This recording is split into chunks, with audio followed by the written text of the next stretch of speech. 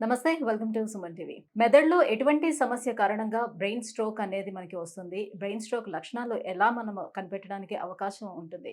So, ఏ రకంగా నివారించుకోవాలి brain స్ట్రోక్‌ని? ఈ విషయాన్ని తెలియజేసేందుకు మనతో పాటు ఉన్నారు డాక్టర్ శశిధర్ గారు, neuro physician from pulse heart hospital, Miyapur. Hello sir. Hello. Sir, brain stroke అనేది ఎన్ని రకాలుగా ఉంటుంది? అసలు ఏ రకంగా వస్తుంది? ఎందువల్ల వస్తుంది? సో, స్ట్రోక్ రావడానికి మెయిన్ రీజన్ వచ్చేసి మనకు బ్లడ్ అనేది యాస్ లాంగ్ యాస్ మనకు బ్లడ్ ఫ్లో అవుతున్నంత వరకే బావుంటుందండి. ఒకవేళ క్లాట్ ఫార్మ్ అయిందంటే, ఆ క్లాట్ అనేది వేరియస్ ఆర్గన్స్‌లో మనకు మైగ్రేట్ అవుతూ ఉంటుంది. సో, అలా బ్రెయిన్‌లో మైగ్రేట్ అయితే స్ట్రోక్ అంటాము. సో, 2 టైప్స్ ఆఫ్ స్ట్రోక్స్ ఉంటాయండి. ఒకటి క్లాట్ అవ్వడం వల్ల వస్తది. ఇంకొకటి బీపీ ఎక్కువ ఉన్నప్పుడు కొంచెం స్ప్లిట్ అయ్యి, లేకపోతే వాళ్ళ బ్లడ్ వెసెల్ వాలే వీక్‌గా ఉన్నప్పుడు, ఇలాంటప్పుడు బ్రెయిన్‌లో బ్లడ్ స్ప్లిట్ అయ్యి స్ట్రోక్ లాగా ప్రెజెంట్ చేస్తది. అండ్ మోస్ట్ కామన్ కాజెస్ చూసుకుంటే స్ట్రోక్ రావడానికి మోస్ట్ కామన్‌గా అయితే బీపీ కంట్రోల్‌లో ఉండకపోవడం. చాలామంది టాబ్లెట్స్ వేసుకోవాలనుకుంటారు. వేసుకున్నప్పుడు బానే ఉంది కదా అని నెక్స్ట్ డే వేసుకోకపోవడం, ఇలా ఉండడం వల్ల ఇర్రెగ్యులర్‌గా టాబ్లెట్స్ తీసుకోవడం వల్ల స్ట్రోక్ లాగా వస్తూ ఉంటాయి. అదర్ రీజన్స్ చూసుకుంటే హార్ట్‌కి సంబంధించి ఏట్రియల్ ఫిబ్రిలేషన్ అంటారు. అంటే ఇర్రెగ్యులర్ బీటింగ్ ఉండడం కానీ, లేకపోతే ఫాస్ట్ టెకీ అర్థీమియాస్ కానీ ఇలాంటివి చాలా ఉంటాయండి. సో, వీటి వల్ల కూడా క్లాట్ అవ్వచ్చు. లేకపోతే కొందరు టాబ్లెట్స్ బ్లడ్ థిన్నర్స్ ఎక్కువ వాడుతూ ఉంటారు. సో, లేకపోతే కొందరికి చిన్న ఏజ్‌లోనే స్ట్రోక్ వస్తూ ఉంటది. వాళ్ళకైతే ప్రోటీన్ సి డెఫిషియన్సీ కానీ, ప్రోటీన్ ఎస్ డెఫిషియన్సీ కానీ, యాంటీ థ్రాంబిన్ 3 కానీ ఇలాంటి ఫ్యాక్టర్స్, కోయాగ్యులిన్ ఫ్యాక్టర్స్ డెఫిషియన్సీ ఉండడం వల్ల కూడా క్లాట్ అనేది మనం సాధారణంగా చూస్తూ ఉంటాం. సో, ఎప్పుడు ప్రమాదం అంటారు బ్రెయిన్ స్ట్రోక్ అనేది? సో, దీన్ని ముందుగానే కనిపెట్టడం సాధ్యమవుతుందా? డెఫినెట్‌గా కనిపెట్టొచ్చండి. యాంజియోగ్రామ్ అనేది ఇప్పుడు చాలామంది ప్రొఫైలాక్టిక్‌గా, అంటే మనకు స్ట్రోక్ రాకముందే మన బ్లడ్ వెసెల్స్‌లో ఏమైనా క్లాట్ ఫార్మ్ అయిందా లేదా అని చూసుకోవడానికి యాంజియోగ్రామ్ అనేది బ్రెయిన్‌కి కూడా, మన హార్ట్‌కి ఎలా తీసుకుంటామో అలాగే బ్రెయిన్‌కి కూడా యాంజియోగ్రామ్ తీసుకోవచ్చండి. సో, అది తీసుకోవడం వల్ల అండ్ రిస్క్ ఫ్యాక్టర్స్ ఏమన్నా ఉన్న వాళ్ళు, మైల్డ్ సింప్టమ్స్ ఉంటాయి. కొందరికి ప్రతిసారి హ్యాండ్ అండ్ లెగ్ పూర్తిగా పడిపోతేనే స్ట్రోక్ అన్నట్టుగా కాదండి. కొందరికి వన్ హాఫ్ ఆఫ్ బాడీ సడెన్‌గా తిమ్మిర్లులాగా వస్తాయి. సో, అది కూడా stroke, one kind of stroke. కొందరికి హ్యాండ్స్ షేక్ అవ్వడం, ట్రెమర్స్ లాగా ఉండడం, లేకపోతే మాట తడబడుతూ ఉండడం, లేకపోతే మనం ఒక క్వెషన్ అడిగితే వాళ్ళు ఇంకొకటి సమాధానం చెప్తూ ఉంటారు. సో, కన్‌ఫ్యూజ్డ్‌గా ఉంటారు, ఆల్టర్డ్‌గా బిహేవ్ చేస్తూ ఉంటారు. సో, ఇవన్నీ కూడా స్ట్రోక్ లక్షణాలు. సో, వీటినన్నిటిని జాగ్రత్త పెట్టుకొని మనం ప్రొఫైలాక్టిక్‌గా అవసరమైతే ఈ సింప్టమ్స్, లక్షణాలు స్టార్ట్ అయిన వెంటనే స్కాన్ తీసుకుంటే డెఫినైట్‌లీ మనం డిఫరెంట్ టైప్ ఆఫ్ ట్రీట్మెంట్స్‌ని కూడా మనం తెలుసుకోవడానికి సో, ఎంకరేజ్ స్ట్రోక్ చేయడానికి ఉంటుంది. వచ్చిన వెంటనే అసలు ఎన్ని గంటల లోపు మనం అలర్ట్ అయితే డాక్టర్ దగ్గరికి చేరుకుంటే ట్రీట్మెంట్ తీసుకోగలిగితే సేవ్ అయ్యే అవకాశం ఉంటుంది? యూజువల్లీ ఐడియల్‌గా అయితే మనం 4 ½ అవర్స్ వరకు 4 ½ అవర్స్ మాక్సిమం అండి.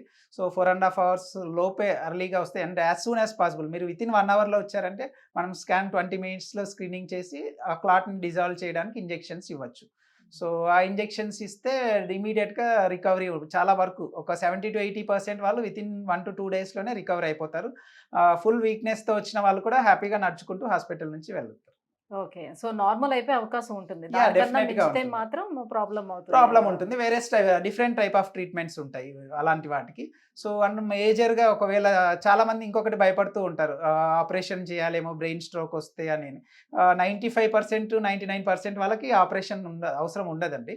అండ్ మేజర్ స్ట్రోక్స్ ఉన్న వాళ్ళకి మాత్రమే క్రేనియాటమీ అనేది చాలా బేసిక్ ప్రొసీజర్. అంటే మన ఆహ్, క్రేనియల్ వాల్ట్‌ని కొంచెం రిమూవ్ చేసి చేస్తారు. సో, అది ఆపరేషన్ అనేది మెజారిటీ 99% కేసెస్‌లో స్ట్రోక్ కేసెస్ వితౌట్ ఆపరేషనే మనం నార్మల్‌గా మేనేజ్ చేస్తాం. క్లాట్‌ని క్లియర్ చేసేయడం వరకే సరిపోతుంది మీరిచ్చే ఇంజెక్షన్ తోటి. సరిపోతుందండి. సరే, మీరిచ్చే ఇప్పుడు ఈ ఇంజెక్షన్ ఏదైతే ఉందో టీపీఏ ఇంజెక్షన్, ఇది ఏ రకంగా పనిచేస్తుంది?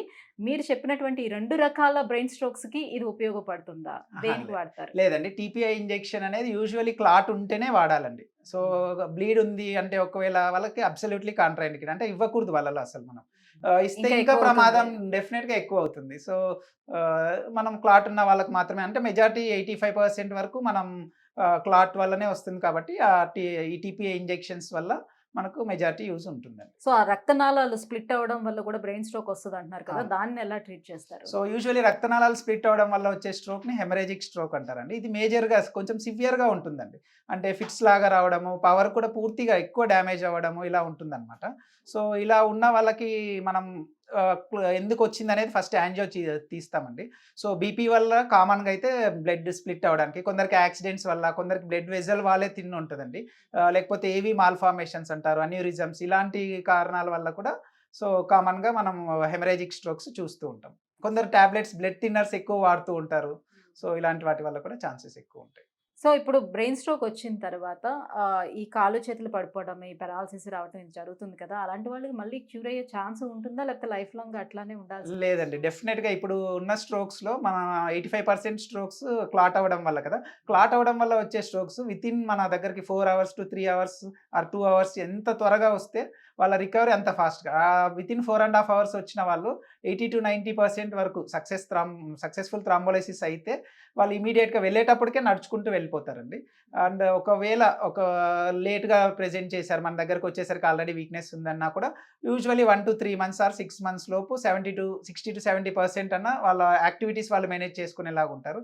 By the end of 1 year usually most of them అంటే లైక్ మేబీ 5-10% కేసెస్ మాత్రం అలా డెఫిసిట్‌తో, వీక్‌నెస్‌తో ఉంటారు. అంతే అండి. సో ఒక్కసారి ట్రీట్మెంట్ తీసుకున్న తర్వాత మళ్ళీ మళ్ళీ వచ్చే అవకాశం ఉంటుందా అసలు? ఆ ఛాన్సెస్ ఉంటుందా? డెఫినెట్‌గా ఉంటుందండి. సో, మనకు ఇప్పుడు చిన్న ఏజ్ వాళ్ళకైతే వాళ్ళకి కొన్ని క్లాటింగ్ ఫ్యాక్టర్స్ మనం ఇందాకన్నట్టుగా ప్రోటీన్ సి, ప్రోటీన్ ఎస్ కానీ, యాంటీ థ్రాంబిన్ 3 ఇట్లా జెనెటిక్ మ్యుటేషన్స్ కానీ, ఇలాంటి కాజ్ వల్ల వాళ్ళకి స్ట్రోక్ వచ్చింది. లేకపోతే హార్ట్ ఇర్రెగ్యులర్‌గా కొట్టుకోవడం వల్ల స్ట్రోక్ వచ్చింది. మనం ఆ కాజ్‌ని మనం ట్రీట్ చేస్తే మళ్ళీ రాదు.